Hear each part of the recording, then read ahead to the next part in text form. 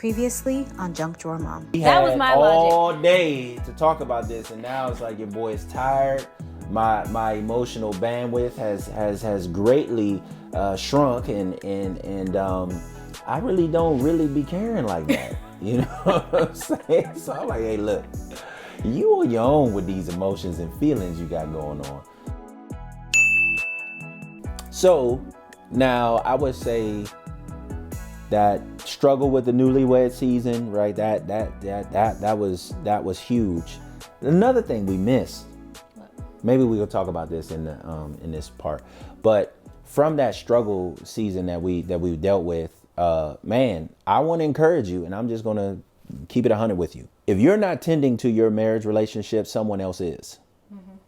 If you're not tending to it, someone else is. So why not it be you? And there was during that season where there was that communication breakdown, my heart started to become a little bit distant.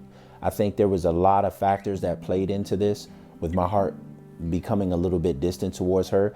Part of it was, and I encourage a lot of men to avoid this if at all possible.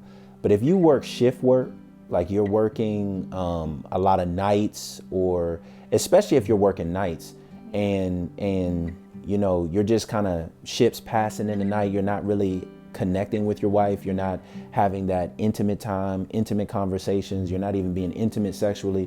I would just, I would advise, man, if you could avoid those types of jobs, avoid them, because they are not the healthiest for your marriage relationship, period.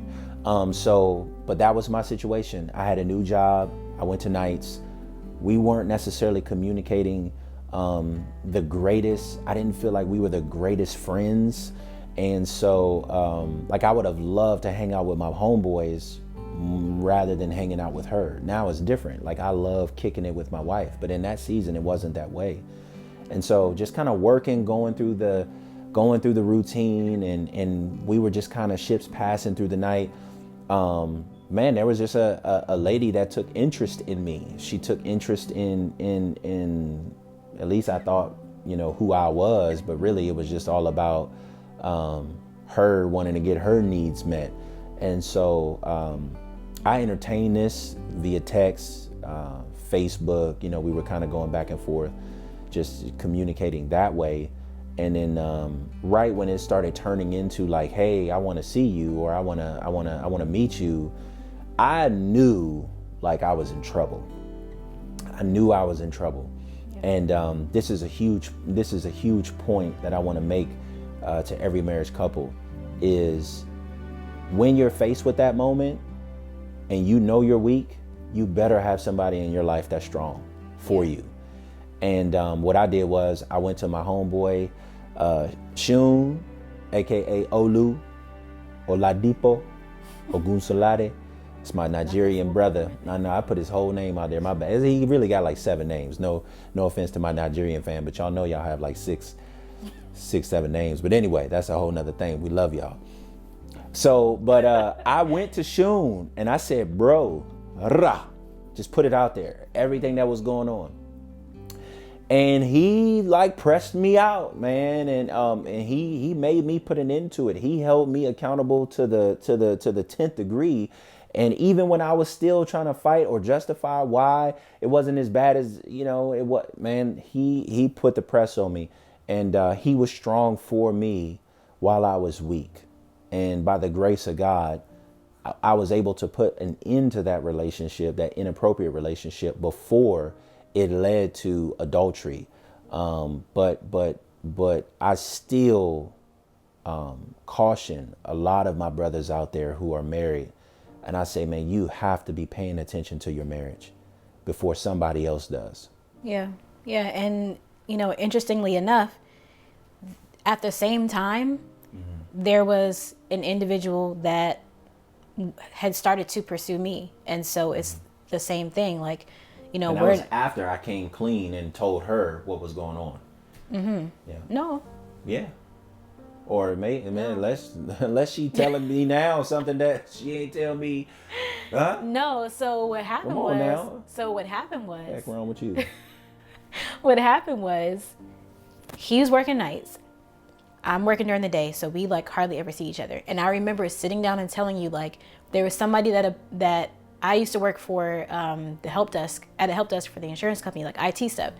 And so a person had put in a request for IT help. They ended up seeing me in the cafeteria and realizing it was me or something like that. And that's how we started talking. And I remember like coming home and we talked and I was like, there's this guy that I think, is attractive or that I have interest in or something like that or whatever, like tempted. And he wanted to go to lunch with me. And you said, like, don't do something that whatever. And so he left it up to me to do. Yeah, because I don't feel the need to have to like press her out. And, I just feel like, come on now. And that can ruin a relationship too. It's like, hey, I got to trust you. You do what's wise. Mm-hmm. And, and plus too, she's had male friends. Right.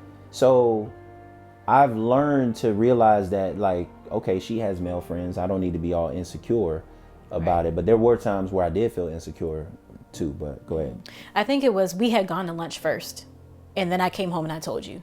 Yeah. Either way, it's neither here nor there. It's 12 years ago. Yeah. But he was like, if you're interested, just cut it off now, don't even go down the road. We had the whole long talk. So then this girl comes on the scene, me not knowing this, and I'm still frustrated with him. He's frustrated with me. And this guy is still sitting over here. We work together, whatever. And so like you entertain that. He asks questions. He, takes interest in what I take interest in. He compliments me. He's holding conversation because he wasn't really talking to me like that. It's either he's tired or, whatever. And so. And you didn't talk to me. Right.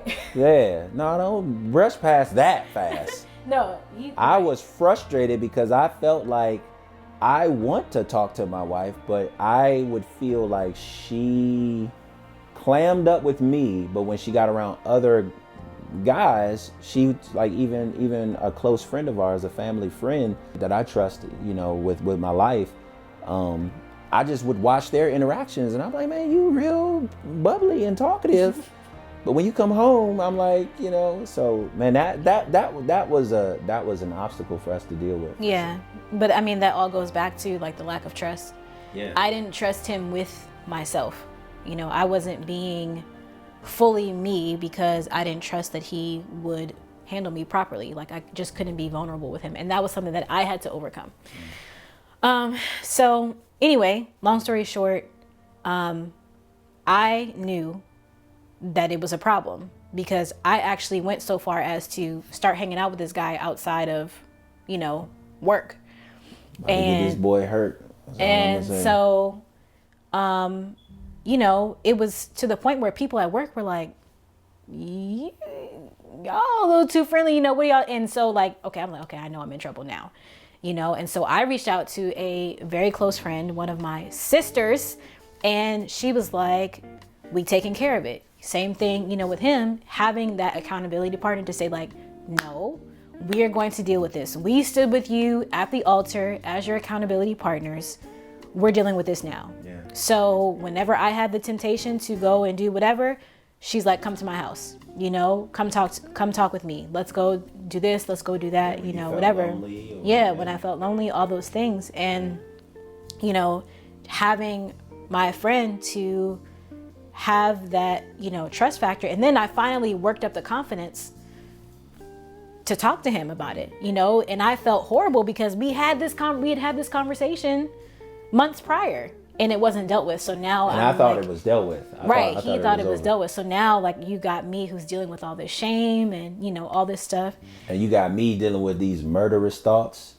Not to her, but yeah, cause I was just like, bro, you crossed the line. Like, yeah.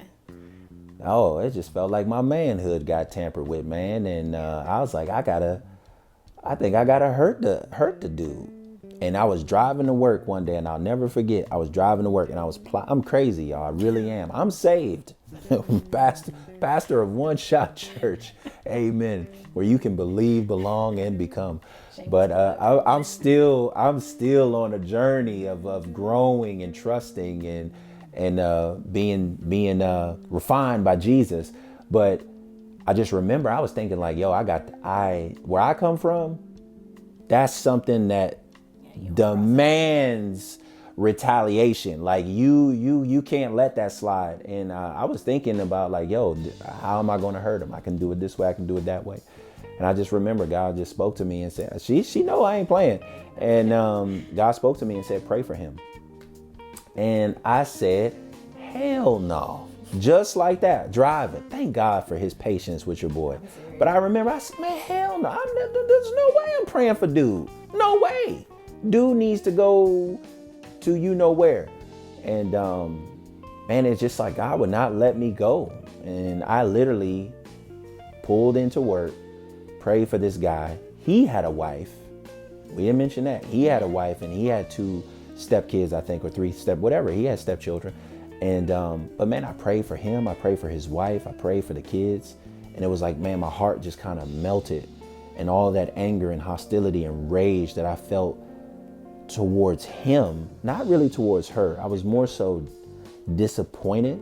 But then at the same time, who am I to hold her feet to the fire when I was caught in the same thing? But what we realized was the devil is after your marriage. Yeah. There's no question why divorce is just peaking. It's almost like people are getting married knowing we're probably going to get divorced in 3 to 5 years. Like, that's crazy. But I think it's also by design. If you're not paying attention to your marriage, someone else is. Someone else is. And you need godly people who will fight for your marriage when you, first of all, don't feel like fighting for your marriage. And when you feel like you don't have enough strength to fight for your marriage, you need people. I always tell people, man, your groomsmen don't need to be the players, don't need to be the dudes like, oh, no, it's all good, or oh, she'll forgive you, or trust me. Yeah.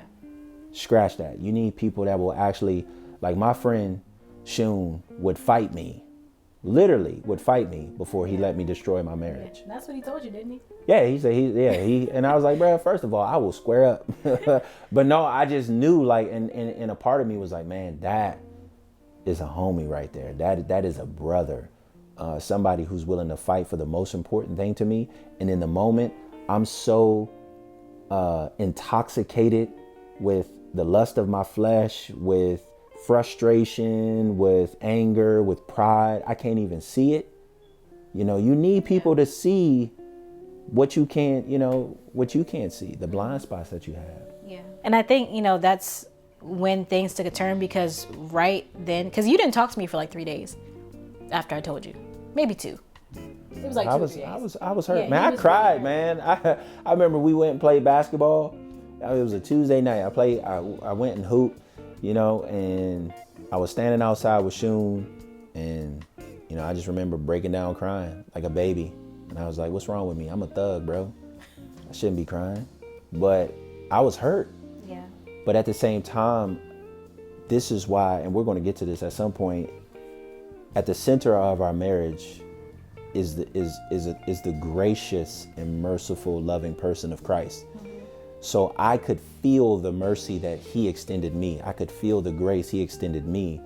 And when I was in the very same type of situation. Right. So it was a no-brainer. And it was also just, I don't want to say it was easier, but I felt an ability outside of myself to extend that grace and mercy towards my wife. And it was definitely, it was a wake-up call for the both of us. And I remember, like, it was a Wednesday night and we were at church, we were at prayer, and he was coming home from work, or had to been coming, I don't know where he was coming from, but I remember I was already there. He came in from behind me. He just grabbed my hand and we went to the altar and we just knelt there and we cried for like however long, Hey, bro, I be on some gangster stuff, cuz, like, straight we're gonna go to the Lord. Man, listen to me though. I'm sorry, you know me. It's fine. You, man, what? First of all, can I speak to the men real quick? Men, we have to stop being these pacified, noodle spine men. And you got to understand, your marriage is your responsibility. When you are involved when it's at its heights. You are involved when it's at its lows, and you have to take responsibility at every level. And I just feel like at some point, men, you gotta lead. You gotta lead. You gotta be willing to pay the price for what matters most to you. Because let me tell you, I know there's some people who may be divorced. I know there'll be maybe some single moms watching this channel. I don't want you to feel condemned. I don't want you to feel like, I'm judging you or you falling short, you're a failure. No, I was raised by a beautiful single mother. But what I am saying is this: when you desire to enter into a marriage covenant, that it is extremely important, not only for your mental, emotional, and physical well-being, but it's also that for your children. And I'm just watching people not willing to pay the price, but their children will pay the price. Because I know what it's like to grow up in a home where there's no daddy, there's no leadership, there's no example. So my thing is, your marriage is worth fighting for. Somebody needs to hear that right now. Your marriage is worth fighting for. And trust me, that pain actually brought us closer. That shared experience that we had brought us closer, rather than, completely fracturing us. Next time on Junk Drawer Mom. Obviously, we've gone through some struggles and things, but the beauty of that is we've gone through them together. And that's one of the things that I love about us being married so young, is the fact that we have had the opportunity to grow together.